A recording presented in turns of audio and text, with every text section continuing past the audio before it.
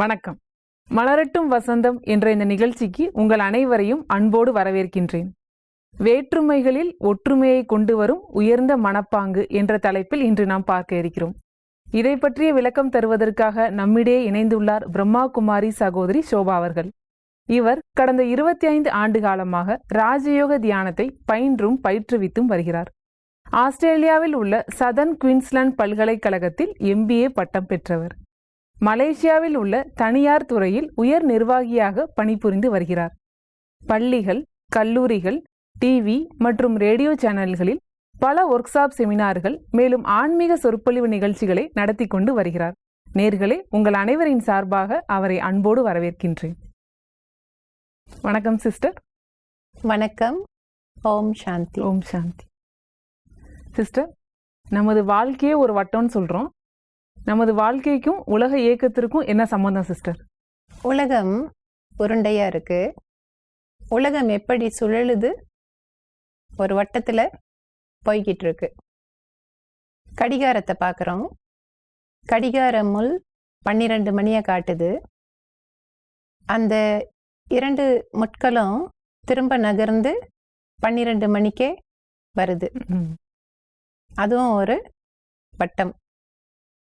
ஒரு குழந்தை பிறக்குது, வளருது, வாலிபனாகுது, வயோதிக வயது வருது, இறந்த பிறகு திரும்ப குழந்தையா பிறக்குது. வட்டம் இல்லைங்களா? வயல்ல நாற்று நடுறாங்க, பயிர் வளருது, அறுவடை பண்றோம். பிறகு அதெல்லாம் சுத்தப்படுத்திட்டு திரும்ப புதிய நாற்றுகள் நடரும். அதுவும் ஒரு சைக்கிள், ஒரு வட்டம். ஒரு அழகான புது ட்ரெஸ் வாங்கி போடுறோம் ஒரு பண்டிகை நாளுக்காக. பண்டிகை அன்னைக்கு போடும்போது அந்த ஆடை எப்படி இருக்கு? புதுசா இருக்கு, அழகா இருக்கு.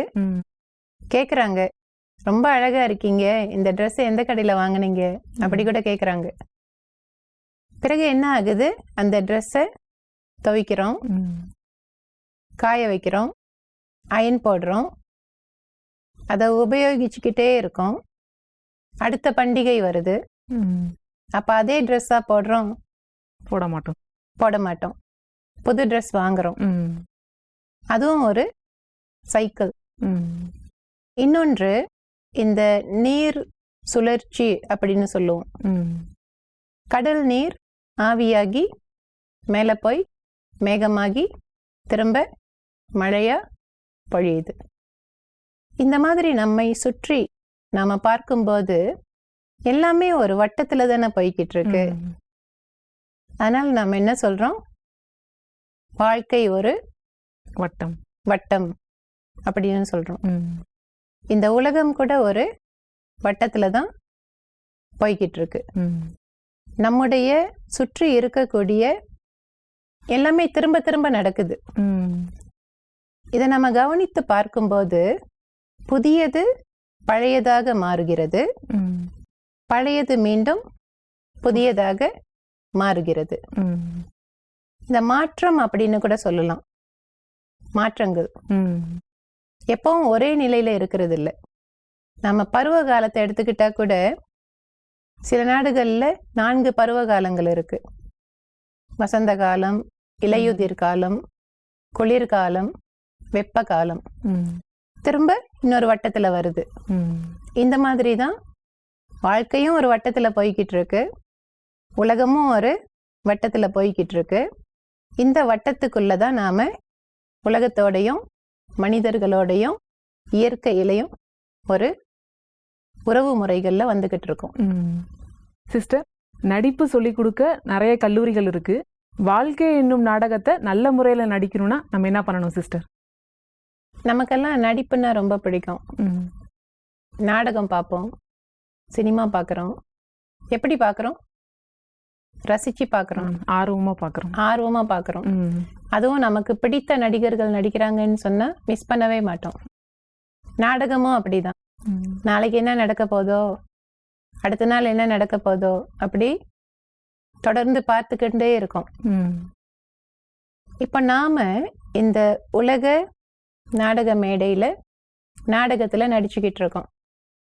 நம்மளும் நடிகர்கள். என்றைக்காவது நான் யோசிச்சு பார்த்துருக்கேன்னா, என்னுடைய நடிப்பை நான் நல்லா நடிக்கிறேனா, முதல்ல நான் ஒரு நடிகன் இல்லை நான் ஒரு நடிகை, அந்த உணர்வு நமக்கு இருக்கா? ஏன்னா மற்றவர்களுடைய நடிப்பையே பார்த்து பார்த்து நம்முடைய நடிப்பை நம்ம மறந்து போயிட்டோம். உதாரணத்துக்கு உங்களை எடுத்துக்குவோம். அம்மாவுக்கு நீங்கள் யார்? மகள். மகள். பாட்டிக்கு பேத்தி. அண்ணனுக்கு தங்கச்சி. தங்கச்சி. மாமாவுக்கு மருமகள். தோழிக்கு தோழி. ஆசிரியருக்கு மாணவி. நீங்க எத்தனை பாகத்துல நடிக்கிறீங்க? இந்த மாதிரி ஒவ்வொரு மனிதரும் நாம எத்தனை பாகங்கள்ல நடிச்சுக்கிட்டு இருக்கோம். நான் ஒரு அம்மாவா நடிக்கிறேன், ஒரு அப்பாவா நடிக்கிறேன், ஒரு சகோதரியா நடிக்கிறேன், ஒரு சகோதரனா நடிக்கிறேன், ஒரு ஆசிரியரா நடிக்கிறேன், மாணவியா நடிக்கிறேன். என்னுடைய நடிப்பு எப்படி இருக்கு? நாடகத்தை பார்த்து, சினிமாவை பார்த்து அவங்களுடைய நடிப்பை நம்ம பாராட்டுறோம். நம்முடைய நடிப்பை மற்றவர்கள் பாராட்டுகிறார்களா? யோசிச்சு பார்த்துருக்கோமா? இல்ல. யாராவது வந்து நம்ம கிட்ட சொல்லியிருக்காங்களா, நீங்க ஒரு நல்ல சகோதரியா நடிக்கிறீங்க, நீங்க ஒரு நல்ல அம்மாவா நடிக்கிறீங்க? நமக்கு பெரும்பாலும் அந்த உணர்வே இருக்கிறது இல்ல. எந்த உணர்வுன்னா, நான் ஒரு நடிகன். எப்போ நமக்கு இந்த உணர்வு வருதோ, இந்த வாழ்க்கை என்னும் நாடகத்துல நம்முடைய பாகத்தை நடிக்கிறதுக்கு எந்த கல்லூரியிலையும் போய் கற்றுக்கொள்ள முடியாது. இது அனுபவங்கள் கற்றுக் கொடுக்கும் பாடம். வாழ்க்கை அனுபவங்கள் நமக்கு பாடத்தை கற்பிக்குது. இந்த உணர்வும் நமக்கு இருக்கணும். நான் ஒரு நடிகன், நான் ஒரு நடிகை. நாம ஒரு லிஸ்ட் போயிட்டு பார்க்கலாம், எத்தனை பாகங்கள்ல நான் நடிக்கிறேன், ஒவ்வொரு பாகத்திலையும் என்னுடைய நடிப்பு எப்படி இருக்கு, பாராட்டுறாங்களா, குறை சொல்றாங்களா, நான் ஏதாவது இம்ப்ரூவ் பண்ணணுமா? சில சமயம் சொல்லுவோம் இல்லைங்களா, குழந்தைங்க கிட்ட சொல்லுவோம், எல்லார்கிட்டையும் நல்ல பேர் வாங்கிட்டு வரணும், எல்லாரும் என்னை பற்றி நல்லது சொல்றாங்களா, இல்ல என்னை பற்றியே எனக்கு நல்ல அபிப்பிராயம் இருக்கா? மற்றவர்களை விட்டுடுவோம், என்னை பற்றி எனக்கு ஒரு நல்ல அபிப்பிராயம் இருக்கா? நான் ஒரு நல்ல நடிகன் இல்ல நான் ஒரு நல்ல நடிகை அப்படின்னு எனக்கே நான் சர்டிபிகேட் கொடுக்க முடியுதா? இந்த மாதிரி சிந்திக்கிறது மிக முக்கியம். ஏன்னு சொன்னா, நான் மட்டும் நடிக்கல, என்னுடைய சக மனிதர்களோடு எத்தனை பேரோட தொடர்புல வரேன். வீட்டுல குடும்பத்துல உள்ள எல்லாரோடையும் நான் ஒரு தொடர்புல வரேன், உறவுகள்ல வரேன். வேலை இடத்துல சக ஊழியர்களோட உறவுல வரேன். பள்ளிக்கூடத்துக்கு போறேன்னு சொன்னா அங்க என்னுடைய சக தோழிகள், ஆசிரியர்கள் இவங்கெல்லாம் இருக்காங்க. இவ்வளோ பேரோட நடிச்சுக்கிட்டு இருக்கமே, இதையும் விட தெரிஞ்சவங்க தெரியாதவங்க காலையில எழுந்திருச்சு ரோட்ல நடந்து போறோம், சாலையில நடந்து போறோம், எத்தனை பேரை சந்திக்கிறோம். அவங்களும் நம்மளுடைய சக மனிதர்கள். ஒரு கனெக்ஷன்ல வரோம் இல்லைங்களா, ஒரு தொடர்புல வரோம். தெரிஞ்சவங்களோ தெரியாதவங்களோ ஒருத்தரை சந்திக்கிறோம், அவங்கள பார்த்து காலை வணக்கம் அப்படின்னு சொல்றோம், சிரிச்சுக்கிட்டே சொல்றோம். உடனே அவங்க முகத்திலையும் புன்னகை வருது, சந்தோஷம் வருது. அவங்களும் என்ன சொல்றாங்க, காலை வணக்கம் சொல்றாங்க. ஆனா அவங்களுக்கும் எனக்கும் உறவு முறைகள்ல எந்த தொடர்பும் இல்லை. அன்றைக்குதான் சந்திக்கிறேன், இருந்தாலும் நமக்கு ஒரு தொடர்பு இருக்கு, அதை நம்ம பரிமாறிக்கொள்கிறோம். இந்த மாதிரி நான் கொஞ்சம் யோசிச்சு பார்க்கணும். நானும் ஒரு நடிகன் இல்ல நடிகை, நான் எல்லாரோடையும் நடிச்சுக்கிட்டு இருக்கேன். எல்லாரோட நடிப்பையும் பார்க்கறதுக்கு முன்னால என்னுடைய நடிப்பை நான் முதலில் பார்க்க வேண்டும். செல்ஃப் செக்கிங் வேணுங்கிறீங்க என்ன சிஸ்டர்? சுய சோதனை அப்படின்னு சொல்லலாம். அதே நேரத்துல இப்ப யாராவது நமக்கு ஏதாவது திருத்தங்கள் கொடுத்தா அதையும் நாம ஏற்றுக்கொள்ளணும். அப்பதான் நாம நம்முடைய நடிப்பை இன்னும் மேம்படுத்த முடியும். நாம நாடகத்தை விரும்பி பார்க்கிறோம், சினிமாவை விரும்பி பார்க்கிறோம். ஒரு நடிகர் ஒரு படத்துல நல்லா நடிச்சிட்டாரு, அடுத்த படத்துல அவர் நடிக்கும் போது நம்முடைய எதிர்பார்ப்புகள் எப்படி இருக்கு? இன்னும் அவர் நல்லா நடிச்சா நல்லா இருக்குமே, இன்னும் பெஸ்டா இருக்கணும், இன்னும் பெஸ்டா அவர் நடிச்சாதான் அந்த சினிமா ஓடும். அந்த சாதாரண சினிமாவுக்கே அவ்வளோ முக்கியத்துவம் கொடுக்கணும் அப்படின்னா நாமெல்லாம் லைஃபா நடிச்சுக்கிட்டு இருக்கோம், நிஜ வாழ்க்கையில நடிச்சுக்கிட்டு இருக்கோம். இந்த நடிப்புக்கு நம்ம நிறைய முக்கியத்துவம் கொடுக்கணும். இதுக்கு அனுபவங்கள் நமக்கு நிறைய பாடங்களை கற்றுக் கொடுக்கும். சிஸ்டர், வேற்றுமைகளில் ஒற்றுமையை கொண்டு வரணும், அதற்கு நம்முடைய மனப்பாங்கு எப்படி இருக்கணும் சிஸ்டர்? வேற்றுமைகள் அப்படின்னு சொல்லும்போது நாம நம்முடைய சக மனிதர்களை எடுத்துக்கொள்ளும் போது இனம், மதம், கலாச்சாரம், பண்பாடு இப்படின்னு பல வேற்றுமைகள் இருக்கு. அந்த வேற்றுமைகளும் இருக்கு. இன்னொன்று நம்முடைய பண்பாடுகள், பண்பாட்டு அடிப்படையிலையும் வேற்றுமைகள் இருக்கு. இந்த மாதிரி பல வேற்றுமைகள் உள்ள மனிதர்களோட நாம தொடர்புல வரோம். இந்த வேற்றுமைகள்ல நம்ம ஒற்றுமையை கொண்டு வரணும் அப்படின்னா எல்லாரோடையும் கூடி வாழணும். நான் பேசுற மொழி வேறையா இருக்கலாம், நீங்க பேசுற மொழி வேறையா இருக்கலாம், உங்களுக்கு பிடித்த உணவு வேறையா இருக்கலாம், எனக்கு பிடித்த உணவு வேற. வேற்றுமைகள் இருக்கு.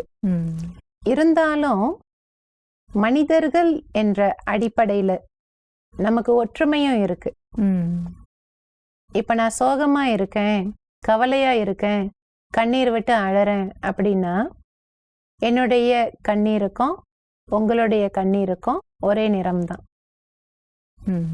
நம்ம உடல்ல ரத்தம் இருக்கு, எனக்கு காயம் ஏற்பட்டா ரத்தம் வருது, உங்களுக்கு வர ரத்தமும் எனக்கு வர ரத்தமும் ஒரே வர்ணம் தான். உடல் என்ற அடிப்படையில தான் நாம வேற்றுமைகளை பார்க்கிறோம். நாம எல்லாருமே ஆத்மாக்கள் அப்படி பார்க்கும்போது எந்த வித்தியாசமும் கிடையாது. உடல் என்ற அடிப்படையில கூட நாம எல்லாருமே மனிதர்கள் அப்படி பார்க்கும்போது இந்த இனம், சமயம், மதம் இந்த வேறுபாடுகளை எல்லாம் களைய முடியும். ஆன்மீக அடிப்படையில பார்க்கும்போது ஒவ்வொருவரும் இறைவனுடைய குழந்தை, ஒவ்வொரு மனிதரும் இறைவனுடைய குழந்தை, ஒவ்வொரு மனிதரும் என்னுடைய சகோதரர், என்னுடைய சகோதரி. அந்த கண்ணோட்டத்தோட நாம பார்க்கும்போது இந்த வேற்றுமைகள்ல கூட நம்மால ஒற்றுமைய கொண்டு வர முடியும். இன்னொரு விதமாவும் பார்க்கலாம், நாம ஒரு தூரமா இருந்து பார்க்கிற நிலை, இந்த டிட்டாச்ட் அப்சர்வர் அப்படின்னு சொல்லுவாங்க. ஒரு பற்று இல்லாத நிலையிலிருந்து பார்க்கிறது. நாம விடுமுறைக்காக ஒரு ஊருக்கு போறோம், ஒரு ஊருக்கு சுத்தி பார்க்க போறோம். ஒரு விடுதியில வாடகைக்கு ஒரு அறையை எடுக்கிறோம். அந்த அறையில நம்முடைய பொருட்கள் எல்லாம் கொண்டு போய் வைக்கிறோம். 2-3 நாள் ஊரை சுத்தி பார்க்கிறோம். பிறகு அந்த அறையை காலி பண்ணிட்டு வந்துடுறோம்.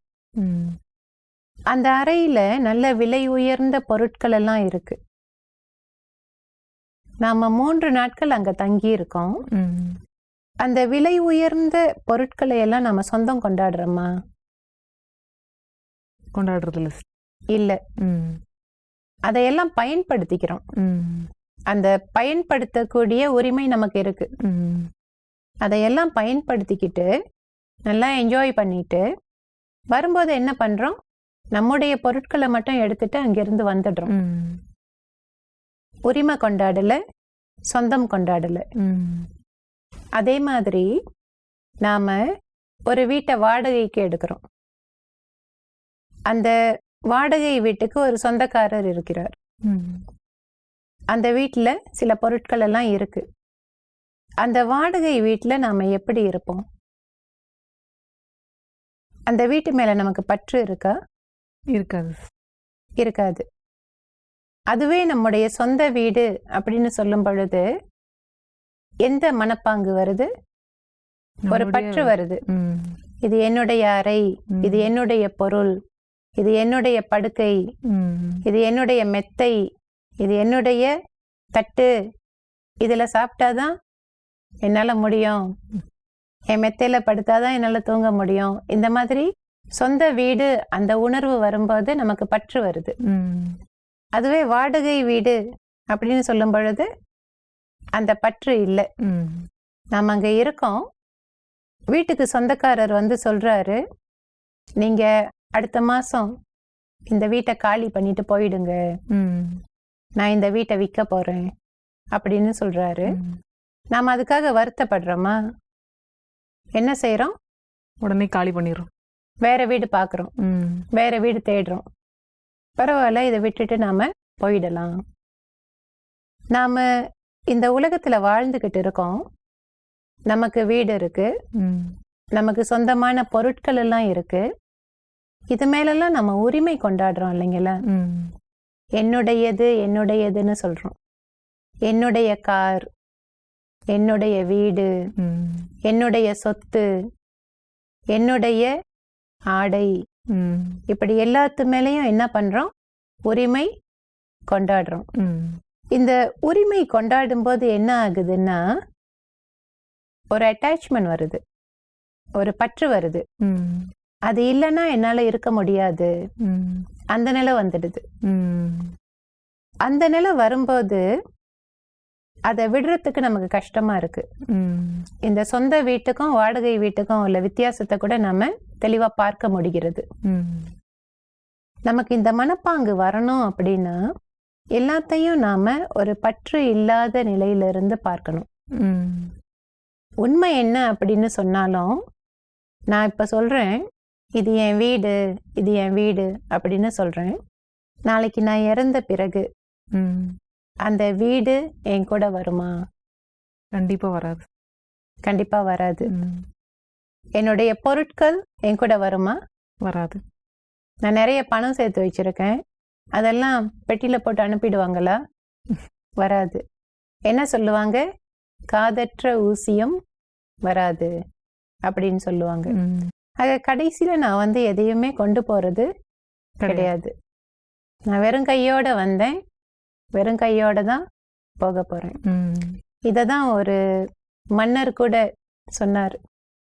அவர் இறந்த பிறகு அந்த சவப்பெட்டியில 2 ஓட்டை போட்டு 2 கைகளையும் வெளியில விட்டுட்டு அவரை ஊர்வலமா நாடு முழுவதும் எடுத்துட்டு போனோம். ஏன்னு கேட்டப்போ அவர் சொன்னாரு, நான் ஒரு அரசனாக இருந்த போது இந்த நாட்டையே கட்டி ஆண்டேன், இறந்த பிறகு வெறுங்கையோடு போகிறேன். இந்த உண்மையை இந்த நாட்டு மக்கள் உணரட்டும். ஆக இந்த பற்றற்ற நிலை, எனக்குன்னு எதுவுமே சொந்தம் கிடையாது, நான் எல்லாத்தையும் ஒரு பற்றற்ற நிலையிலிருந்து பார்க்கணும். இந்த மனப்பாங்கு நமக்கு வரும்போது நாம வேற்றுமைகள்ல கூட ஒற்றுமையை கொண்டு வர முடியும். எனக்கு இதான் பிடிக்கும், என்னுடைய தேவை இதான் இப்படின்னு நம்ம நினைக்காம வேறொரு கலாச்சாரம், வேறொரு பின்னணியில உள்ள இன்னொரு மனிதரோட நாம சகவாசத்துல வரும்போது, இல்ல உறவு முறைகள்ல வரும்போது கூட என்னுடைய தேவையும் அவருடைய தேவையும் ஒன்றுதான். நானும் சந்தோஷமா வாழ விரும்புறேன், அவரும் சந்தோஷமா வாழ விரும்புறாரு. இந்த மாதிரி ஒரு மனப்பாங்க நாம உருவாக்கிக்கிட்டோம் அப்படின்னு சொன்னா இந்த வேற்றுமைகள் எல்லாம் இருக்காது.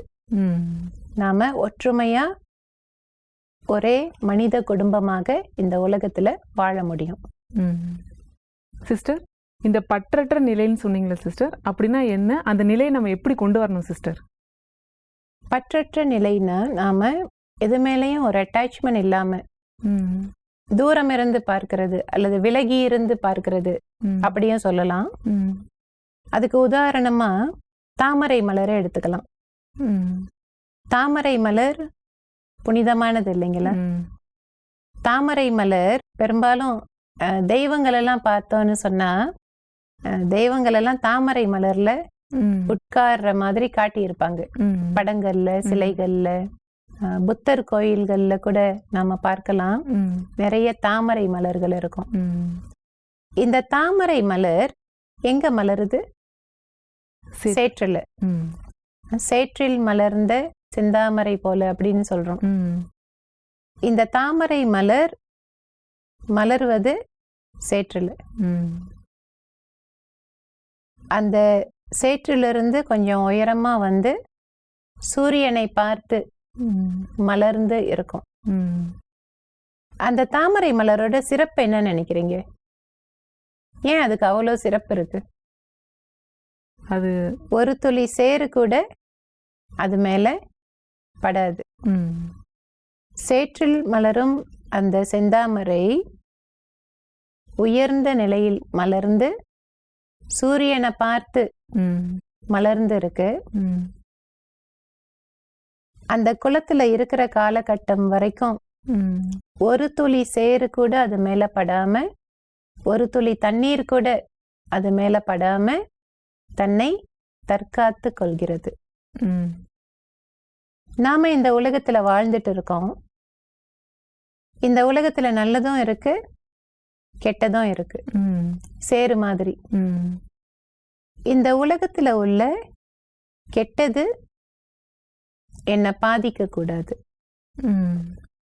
நான் அந்த பாதிப்பில் வரக்கூடாது. அதுக்குன்னு உலகம் கெட்டு போச்சுன்னு சொல்றது இல்ல.